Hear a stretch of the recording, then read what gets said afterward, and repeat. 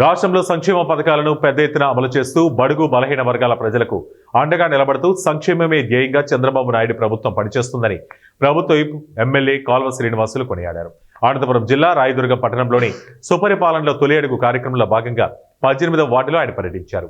ఇంటింటికి తిరుగుతూ ప్రభుత్వం ఏర్పడి సంవత్సర కాలంలో జరిగిన అభివృద్ధిని ప్రజలకు వివరించారు. అనంతరం ఆయన మాట్లాడుతూ రాష్ట్రంలో ఏ ప్రభుత్వం అమలు చేయనన్ని పథకాలు ఒక్క కూటమి ప్రభుత్వం మాత్రమే అమలు చేస్తోందన్నారు.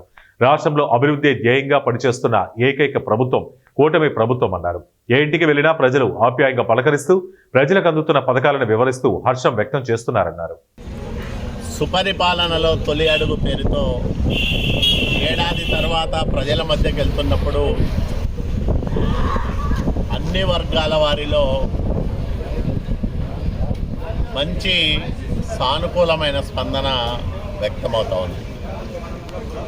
చంద్రబాబు నాయుడు గారి పరిపాలనలో ప్రతి కుటుంబానికి ఏదో ఒక రకమైన లబ్ధి అందడం జరిగింది. ఒక్కొక్క ఇంట్లో పెన్షన్ వస్తూ ఉంది, గ్యాస్ సిలిండర్లు సబ్సిడీ వచ్చింది, అట్లాగే ఇద్దరికి ముగ్గురికి తల్లికి వందనం డబ్బులు వచ్చాయి. ఇన్ని రకాల సహాయాలు ఒకే సంవత్సరం రావడంతో వాళ్ళ కుటుంబాలకు ఒక ఆర్థిక భరోసా లభించినట్లయితే ఆ తల్లుల్లో చెప్పలేనంత ఆనందం కనిపిస్తూ ఉంది.